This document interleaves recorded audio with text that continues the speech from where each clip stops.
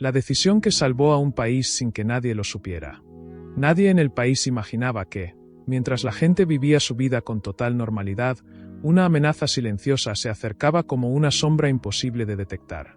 En el centro de todo estaba Adrián, un analista común, un hombre de oficina que todos ignoraban, pero que tenía un talento que nadie más poseía.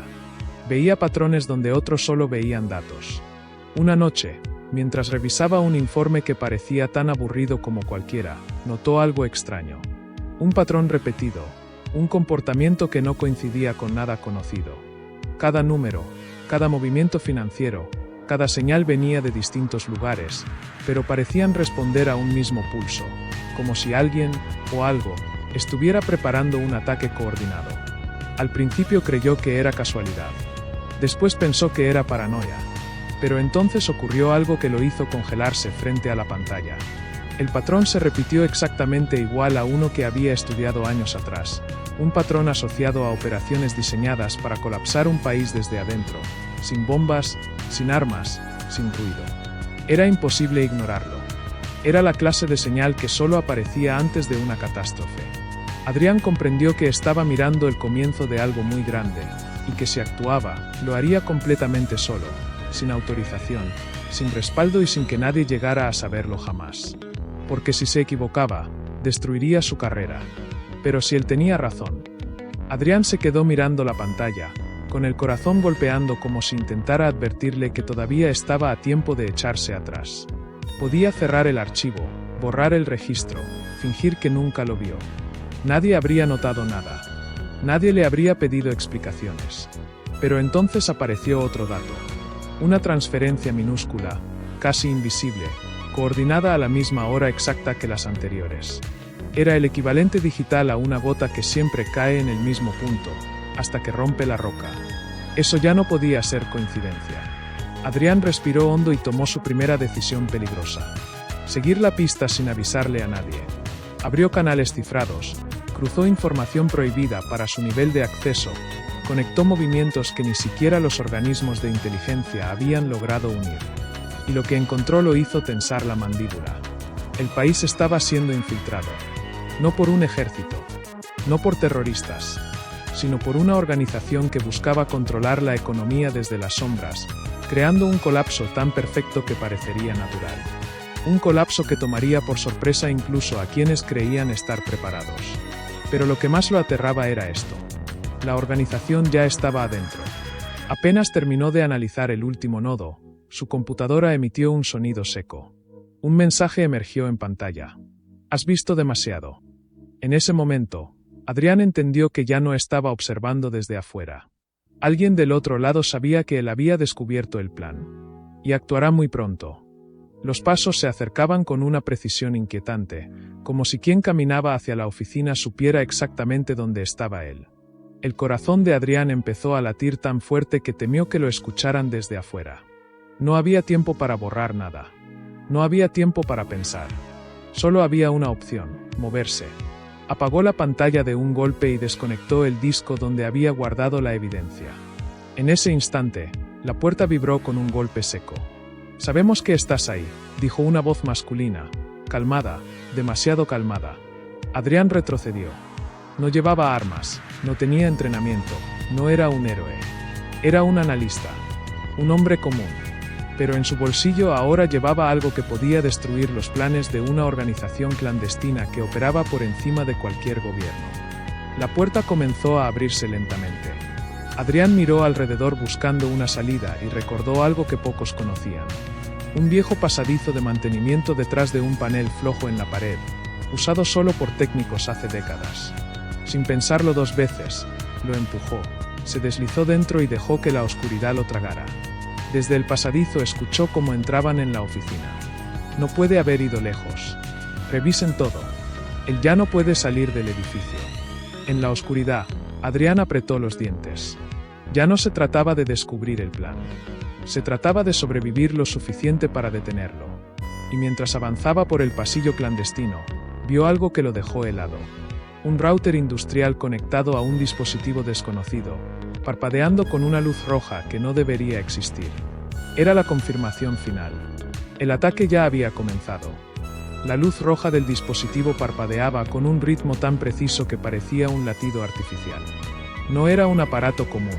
Estaba diseñado para pasar desapercibido, escondido en ese túnel olvidado, y conectado directamente a la red interna del edificio gubernamental. Eso significaba una sola cosa. El colapso no iba a venir desde afuera, iba a empezar desde adentro. Adrián se acercó con cautela. El panel del dispositivo mostraba una cuenta regresiva, silenciosa, fría, inhumana. Faltaban 3 minutos. 3 minutos para que la economía fuera desestabilizada. 3 minutos para que miles de millones desaparecieran de las reservas. 3 minutos para que el país quedara en manos de la organización clandestina que lo perseguía. Tengo que detenerlo, aunque no sepa cómo, murmuró. Su mente analítica trabajó al límite. No era técnico en hardware, pero sí entendía los patrones, los flujos, la lógica interna de cómo se disfrazaban los sabotajes digitales. Y lo que vio lo dejó sin aliento. El dispositivo se activaría si detectaba cualquier intento de desconexión física. No podía arrancarlo. No podía romperlo. No podía cortar nada. Entonces, una idea loca, peligrosa, pero posible apareció en su cabeza. Si lograba sobrecargar el sistema desde adentro, no detendría la cuenta regresiva. Pero sí podría provocar que el ataque colapsara sobre sí mismo. El problema era que para hacerlo debía usar su propio disco cifrado, el que llevaba en el bolsillo, y conectar su evidencia directamente al dispositivo. Si fallaba, no solo destruiría el disco. Volaría el sistema y probablemente a él también. Quedaban 2 minutos. Mientras sus manos temblaban, escuchó voces acercándose desde el túnel. Está por acá. Cierren todos los accesos. No podemos permitir que toque el núcleo del sistema. Adrián tragó saliva. No había más tiempo. Hizo clic. Conectó su disco al puerto oculto del dispositivo. La pantalla cambió. Un mensaje apareció. Sobrescritura de flujo iniciada. Las voces ya estaban a solo metros. El sistema comenzó a vibrar. Y justo cuando Adrián creyó que había cometido un error fatal, algo empezó a romperse dentro del dispositivo.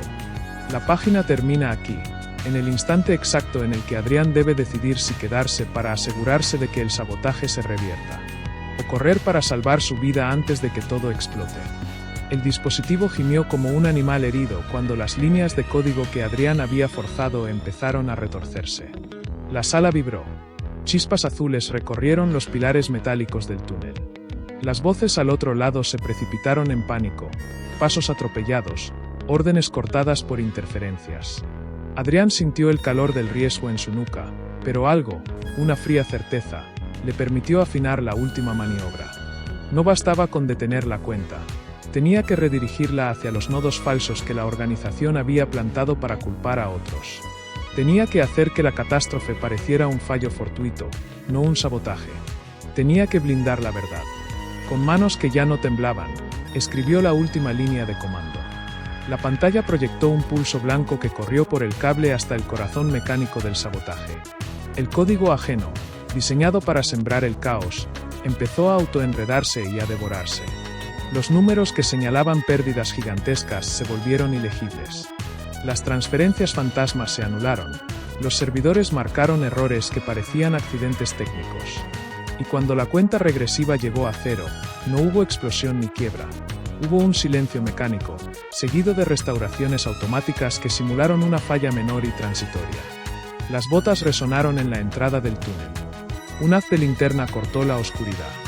Voces firmes, preguntas cortas. Adrián escuchó respiraciones al borde del panel que había manipulado. Podían entrar en cualquier momento y descubrir todo: el disco, la conexión, la intervención. Pero cuando los hombres del otro lado abrieron la trampilla, encontraron un túnel que olía a humo frío y circuitos reiniciados. El dispositivo yacía muerto, como un artefacto banal que había fallado por desgaste.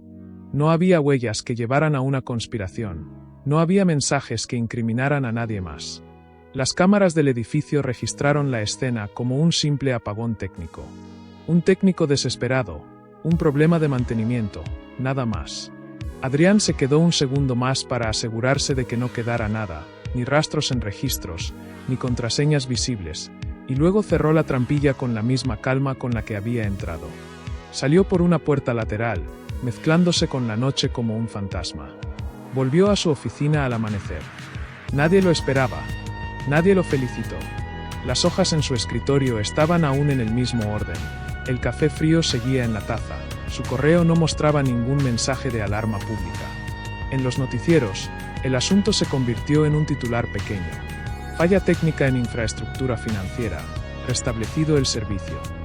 Expertos comentando sobre redundancias y suerte. Nada sobre intentos coordinados ni organizaciones anónimas.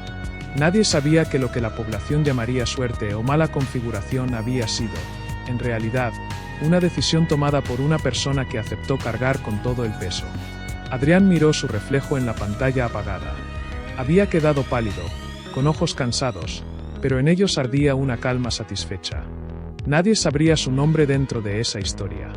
Nadie lo reconocería en las crónicas o en las placas conmemorativas.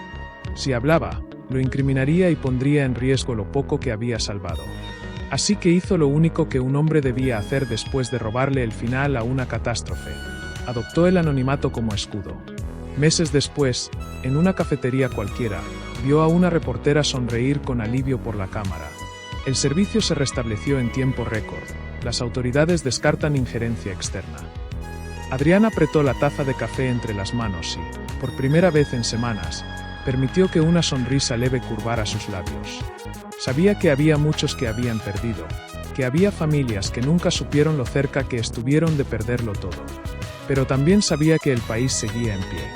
Antes de irse, dejó sobre la mesa un pequeño cuaderno con una sola nota. Si alguna vez lo necesitáis, buscad los patrones.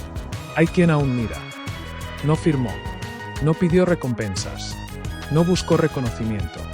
Porque algunas decisiones se toman para salvar a otros, no para ser recordadas por ellos. Y así, en la historia pública, el día pasó como una anécdota técnica.